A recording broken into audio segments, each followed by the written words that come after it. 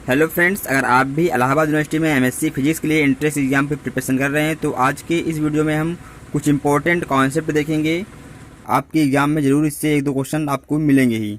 तो आज की इस वीडियो में कुछ इंपॉर्टेंट फार्मूला डिस्कस करेंगे। चलिए वीडियो स्टार्ट कर लेते हैं। वीडियो स्टार्ट करने से पहले अगर आप इस चैनल पर नए हों तो आप चैनल को सब्सक्राइब जरूर कर लीजिए और बेल आइकन भी जरूर प्रेस करें ताकि आपको आने वाली वीडियो नोटिफिकेशन मिलता रहे। इस चैनल पर लगातार हम ऐसे ही वीडियो लाते रहते हैं। अगर आपको और कुछ वीडियो चाहिए तो आप कमेंट कर सकते हैं, तो हम नेक्स्ट वीडियो उसी टॉपिक पर लाएंगे। तो चलिए हम वीडियो स्टार्ट कर लेते हैं।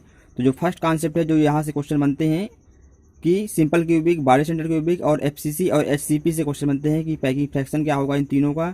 या कोई एक आपसे पूछ लेगा कि सिंपल क्यूबिक के लिए पैकिंग फ्रैक्शन कितने % होता है, या कोऑर्डिनेशन नंबर पूछ लेगा, या फिर लैटिस पॉइंट, या फिर सेकेंड नियरेस्ट नंबर डिस्टेंस पूछ लेगा, या फिर सेकेंड नियरेस्ट नंबर पूछ लेगा। तो चलिए हम देख लेते हैं। हम आपने यहाँ पर हमने एक सारणी बनाया हुआ जिसमें हमने सारा कुछ डिस्कस किए हैं। जो पैकिंग फ्रैक्शन है सिंपल क्यूबिक का होता है 52%, बॉडी सेंटर क्यूबिक का होता है 68% और एफसीसी और एचसीपी के लिए होता है 74%। कोऑर्डिनेशन नंबर के ऊपर भी क्वेश्चन एग्जाम पूछाते हैं। तो कोऑर्डिनेशन नंबर सिंपल क्यूबिक का होता है 6, बॉडी सेंट्रल क्यूबिक का होता है 8 और एफसीसी एचसीपी का होता है 12।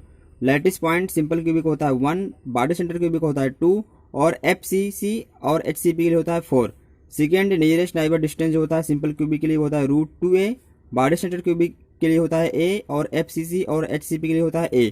Second nearest number simple cubic के लिए होता है 12, बॉडी सेंटर क्यूबिक के लिए होता है 6 और एफसीसी और एचसीपी के लिए होता है 6। तो ये आपको यहाँ पर सारणी दी गई है, तो इससे क्वेश्चन एग्जाम में बनते हैं, चाहे आप किसी भी सेंट्रल यूनिवर्सिटी में एमएससी फिजिक्स की एंट्रेंस एग्जाम की प्रिपरेशन कर रहे हों। और जो हमारा नेक्स्ट टॉपिक है, नेक्स्ट क्वेश्चन जो बनता है डिस्प्लेसमेंट वेक्टर के ऊपर बनता है। तो डिस्प्लेसमेंट वेक्टर का सिंपल सा फार्मूला होता है vector D equal to epsilon naught vector E plus vector P.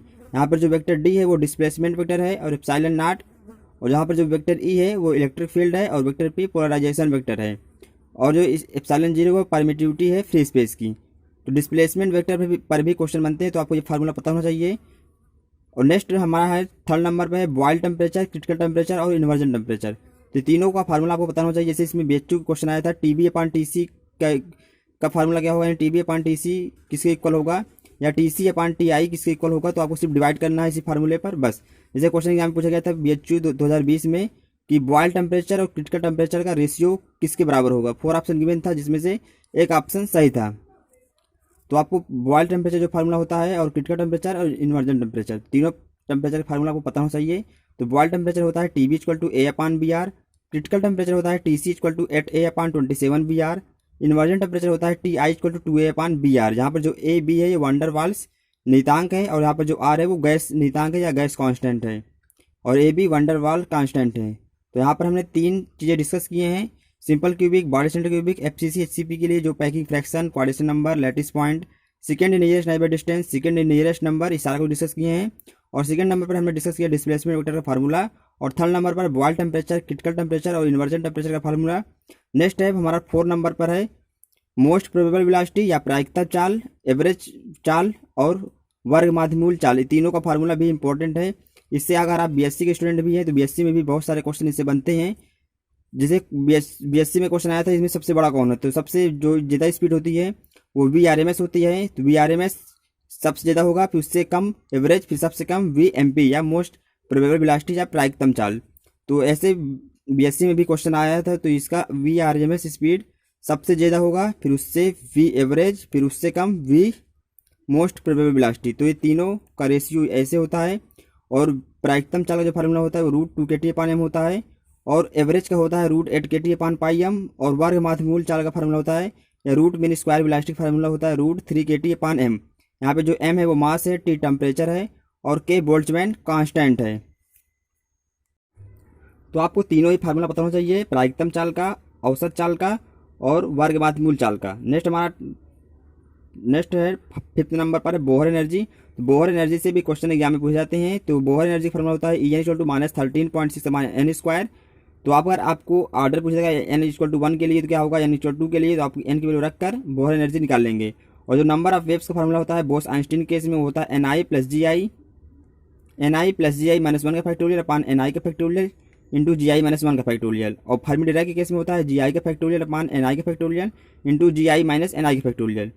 और मैक्सवेल बोल्ट्जमैन के लिए होता है ni की पावर gi। तो ये तीनों के केस में आपको पता होना चाहिए। मैक्सवेल बोल्ट्जमैन के केस में बोस आइंस्टीन केस में और फर्मी डिराक के केस में क्या होता है, नंबर ऑफ वेव्स। और हमारा नेक्स्ट है 7th नंबर पर है हाफ वेव रेक्टिफायर के लिए रिफिल फैक्टर कितना होता है और फुल वेव रेक्टिफायर के लिए रिफिल फैक्टर कितना होता है। ये क्वेश्चन इलाहाबाद यूनिवर्सिटी में एमएससी फिजिक्स में 2020 में क्वेश्चन पूछा गया था। फुल वेव रेक्टिफायर के लिए रिफिल फैक्टर उसकी वैल्यू होती है 81.2% होता है। अगर आपसे हाल्फ वेव रेक्टिफायर के लिए पूछता है तो हाल्फ वेव रेक्टिफायर का होता है 40.6% और फुल वेव रेक्टिफायर के लिए होता है 81.2%। तो आपको ये पता होना चाहिए। और इसमें जितने भी हमने क्वेश्चन डिस्कस किए हैं 1 से लेकर 7 तक के जितने भी कॉन्सेप्ट हैं सारे बहुत ही इंपॉर्टेंट हैं, आपको इससे क्वेश्चन एग्जाम में मिल सकते हैं। इसके बाद भी हम बहुत वीडियो डालेंगे यूट्यूब पर जो कि इंपॉर्टेंट क्वेश्चन डिस्कस करेंगे हम, जो कि 2021 में क्वेश्चन आ सकते हैं इलाहाबाद यूनिवर्सिटी में। आई होप ये वीडियो आपको अच्छा लगा हो। अगर वीडियो आपको अच्छा लगा हो तो वीडियो को लाइक करना बिल्कुल भी मत भूलिएगा। अगर आपने अभी तक चैनल को सब्सक्राइब नहीं किया है तो हमारे चैनल को सब्सक्राइब कर बेल आइकन भी जरूर प्रेस करें ताकि आपको आने वाली वीडियो नोटिफिकेशन मिलता रहे। आप किस टॉपिक पर वीडियो पाना चाहते हैं ये भी आप कमेंट बॉक्स में बताएं, तो नेक्स्ट वीडियो हम उसी टॉपिक पर लाएंगे। इस वीडियो में इतना ही, मिलेंगे आपसे बहुत जल्द नेक्स्ट वीडियो में।